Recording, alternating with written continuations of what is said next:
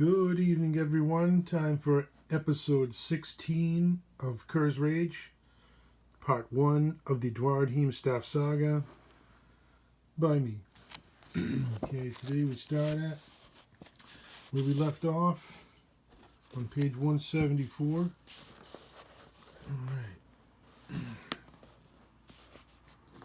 And we're just about halfway through the book. Look, D'Artin, quick, Leander said, suddenly sobered. He's an orc. Not an orc, Kerr observed gravely. Only half. Their kind is often associated with thieves and other less than wholesome wretches. No time to waste, D'Artin said. I hear Tarek and Kalor, and it sounds like they're in trouble. Rogue and Ranger entered the woods the moment that Carmen led her charge. They moved like silent shadows, slipping between bushes and thickets. Most of the brigands seemed to be occupied within the glade. Carmen and the others were best suited to handle that threat, but the hidden dangers of unseen enemies was a craft left best to them. Moving closer to the clearing, they could see Carmen descending on 4 men who hadn't yet noticed her approach. Several more thieves were hitching horse teams to wagons filled with their newfound spoils. Their leader sat atop a pale gray horse. Unlike the rest, he was heavily armored.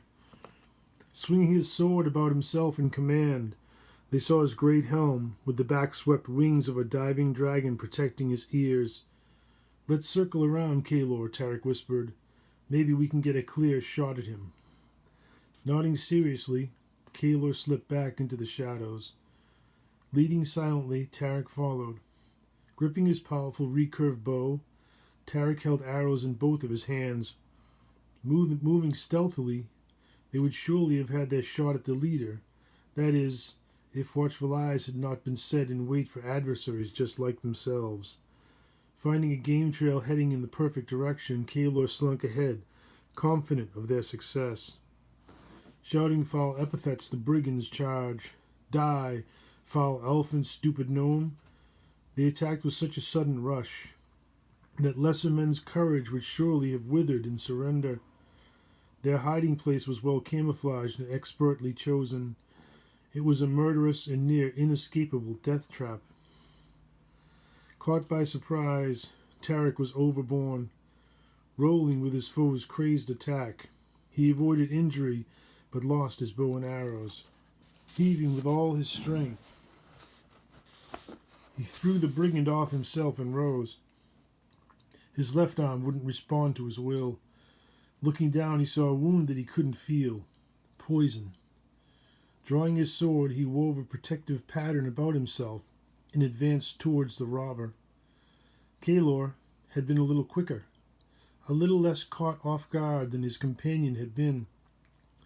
Seeing his opponent rise from the forest floor and rush toward him, brandishing steel, he tumbled rearward, narrowly avoiding the death stroke aimed for his heart. Dropping his bow, he focused his mind for the quickest incantation that he knew. Eneteo potentia ferio, he invoked, pointing his finger at the bandit as elemental powers flowed through him. The formula that he'd stored in his memory was the key to unlocking the powers that be, and raw earthen energy rushed through his body, out of his hand, and into his opponent in a brilliant flash of light. But although the power was great, it was not enough to kill his enemy. It gained him enough time to draw his daggers and prepare for a throw. Seeing his elfin foe staggering toward him, the bandit knew that his poison was taking effect. Soon he would move in for an easy kill. Tarek could feel the weakness coursing up his arm. It probably wasn't a fatal dose or he'd already be dead. But if he didn't act quickly, the robber would certainly finish him. A ranger was little if he didn't learn from the animals of the forest, and he took the habits of the opossum for his own now. Slumping to his knees, he fell forward, acting as if he'd lost all control. His sword fell, but its hilt was still close to hand. To all that saw him, it appeared that he was finished. Most importantly, it appeared to the brigand that he was.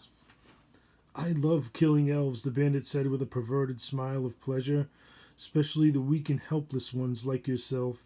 Don't worry, I'll make it quick. Moving arrogantly toward him, he raised his dagger for the killing stroke. His disdain was his downfall, however, for when he looked down to aim his thrust, he found the point of his enemy's sword being driven through his chest. Thanks, but I'll not be dying today, were the last words the robber ever heard.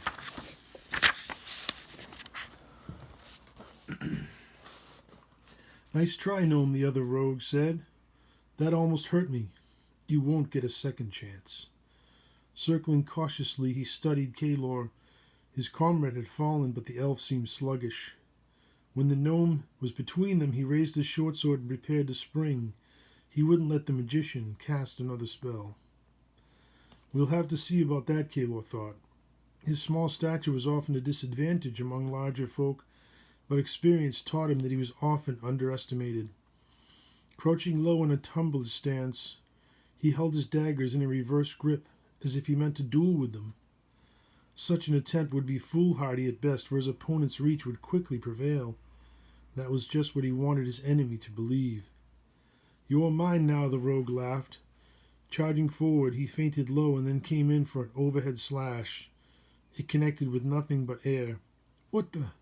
was all that he had time to mutter before he realized his mistake. While his sword was descending, the gnome had tumbled in behind him. Trying to reverse his sword's momentum, he sought to counter, but a sharp pain shot up his spine, forcing his sword to fall from his uncontrollable hands. The gnome's daggers had found their mark, striking into his kidneys and spine. Pulling his daggers from the robber's back, Kalor rushed to Tarek's side. "Are you okay?" "My arm is numb, but it isn't getting worse. I can't feel my left hand at all." "Can you move?" "No problem," Tarek said, gritting his teeth against the numbness, the numbing pain seeking to overwhelm him. "My sword arm is still good. We can come back for my bow later." Kalor led them toward the clearing. Carmen was about to clash with several rogues, but she was too far away for them to help her. Concentrating upon the rest of the carnage, he sought out the bandit's leader. Tarek leaned against him, feverish and sweating. The Dark Knight turned toward Carmen and lowered his visor to charge. Kalor raised his bow to detain him. His arrows wouldn't penetrate plate armor, so he searched for some other weak point at which to aim. "Carmen, forgive me," he thought, as he sighted in on the horse's unprotected flank. His bowstring sang, and the charger reared. The knight was completely caught off guard, and he fell hard. At the far end of the clearing, 4 thieves were loading the last of their spoils onto the remaining wagons, which were neither inflamed nor overturned. Kalor turned his attention toward them, and again his arrows took flight. They were at the longest possible range for his small bow, but 2 of his shafts still found their mark. Faced with such unseen danger, the brigands scrambled onto the wagons in order to escape. Rising to his feet, the knight was beyond rage. "Kill them," he commanded, pointing his great sword toward Kalor's hiding place. 2 more of his henchmen left their concealment and rushed to the offensive. Moving through the trees, they avoided Kalor's arrows. "I'll take them," Tarek said painfully, using his sword as a crutch to steady himself. He summoned what remained of his strength. His blade was needed in order to keep these men from reaching Kalor and the others. The need for stealth was over. Moving to intercept their attackers, he moved away from the trees and into the open. With space to move, his chances against 2 would be better. His sword felt heavy in his hand. The brigands fanned out to flank him. Their destinies would soon be decided. Carmen descended upon the rapists like a fury, her long hair whipping about her like a nest of serpents. Rolling both of her legs to one side of Alger at the last possible moment, she pulled him to a sudden stop and vaulted from his back in an expert dismounting maneuver. The technique was risky at best, but shockingly fast. The counterweight of her halberd sought to pull her off balance, but she landed firmly, still running, in a manner that her father never dared to duplicate. She had invented it as a means to suddenly close the gap between herself and her grounded opponent. 1 second she was 50 feet from her enemies, the next she was among them. The first of the villains was on his feet and rushing to meet her with his sword. Surely this woman will be an easy kill, he thought. His blow came from above, with no thought of self-defense.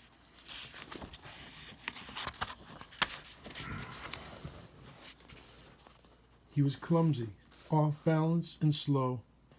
Her deadly skill and sudden advance caught him off guard, and without a head. The remaining brigands had barely unsheathed their swords when she was suddenly among them. The most violent of the offenders still had his pants around his ankles when her halberd spearhead pierced his heart. The remaining 2 men tried to flee, but found themselves trapped by the burning wagon behind them. The first man searched in vain for a means of escape. Knowing that his fighting skill was no match for hers, he sought flight, but there was no way out save past the she-devil. "Mercy, mercy, please!" But she uttered not a word. Her advance was irreversible, her halberd spear unstoppable. Perhaps the gods would grant him forgiveness. The last offender had some wits left to him. Grasping a burning brand, he hurled it toward her, thus gaining a precious moment to escape. Sparks flashed in her face. The brand struck her in the shoulder, but she was unharmed. No, she thought, he will not escape. But he was sprinting away fast. Anger drove her to speed, and with it she hurled her dagger with all her might. Hurtling end over end, it found its mark. Perhaps, if the bandit had run evasively, he might have escaped, but fear had robbed him of clear thought and brought about his end. Hardly feeling the shock of the blow, he wondered for a moment what had hit him, and then he knew no more. And that is how the 4 rapists died. One was killed by overconfidence, another by lust, the third by indecision, and the last by fear. Carmen searched for other enemies close by, but the dead were no threat to her, so she turned her attention upon the poor injured girl. She had crawled next to an overturned barrel of flour and curled up in pain and horror. "It's okay," Carmen soothed. "It's okay." But the girl shrank away from her, terrifying, blood-spattered in martial form. Across from her, the older woman clutched her bleeding stomach. Her pain was so great that despite her attempts, no screams would issue from her throat. Carmen went to her and tried to help. Dartin, Leander, and Kerr entered the south end of the clearing. Carmen knelt beside 2 prone forms and appeared unharmed.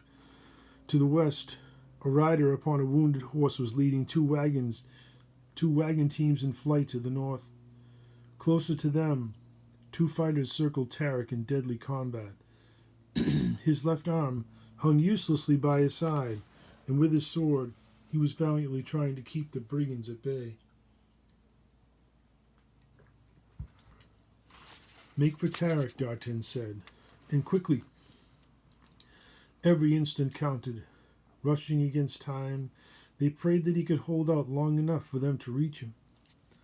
Following closely behind them, Kerr's sixth sense warned him of danger. Scanning the clearing, he saw a wounded bandit rising behind Carmen, clutching a wicked curved dagger in his hands. Unaware of the danger, she had no chance of escape. It was up to him to save her. Raising his crossbow, he knelt and braced his weapon for the most accurate shot. He was not Lyle Salfar, and archery in no way came naturally to him. What skill he possessed, he had gained through diligent practice. But this was no time for failure, for if he missed, the bandit's knife would surely find her heart, and his bolt could just as easily kill her. He fired when there was no time left to aim. Time stood still.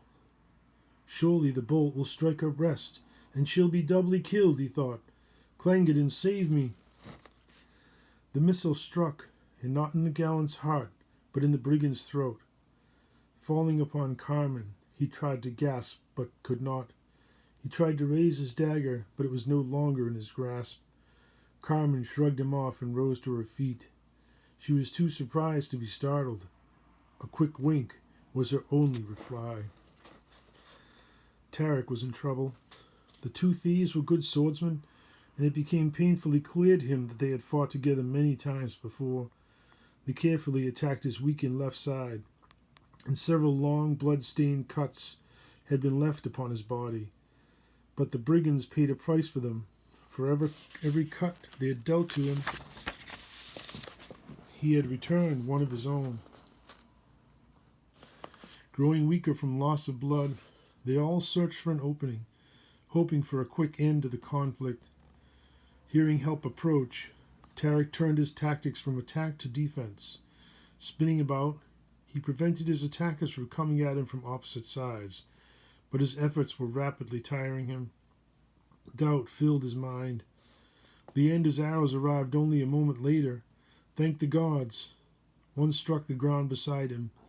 The second hit his rightmost enemy in the thigh. Falling to his knees with the shock, the thief clutched the arrow's shaft in his hands. His comrade rushed in to beat back Tarek's lunge and dragged his partner towards the woods. More arrows found their mark. One struck the wounded man's heart, and the other his partner's shoulder. The bandit dropped his sword and tried to run, but Tarek battered him down. Stepping on the brigand's chest, he brought his sword to bear against his throat. "Don't tempt me," Tarek said. "I need little provocation to justify killing you." The bandit searched in vain for a means of escape. "Now I recognize your features. You're orc spawn." "Any more of them?" Dartin asked. "They've all fled as near as I can tell. No chance of catching up to them in the dark." "What do we have here?" Leander asked. "Half-orc scum. I'd like to finish him now, but he might have some useful information." "That makes 3 so far," Dartin said. "We killed one in the woods, and his friend seems to be more orc than he is. Where's Kalor?" There was a sudden rustling in the bushes. Then Kalor stepped out to join them. "There was one more hiding in the woods. Now he's lying in the woods." "We can see to this one," Dartin said. "Take Tarek back to Carmen. She can bandage him up." Leander's arrow still protruding, they bound their prisoner hands and feet and dragged him toward Carmen in the burning wagons. Carmen found clean linen with an overturned trunk, and within an overturned trunk, and with it she bandaged the old woman's wounds. She was weak from loss of blood and barely holding on to consciousness.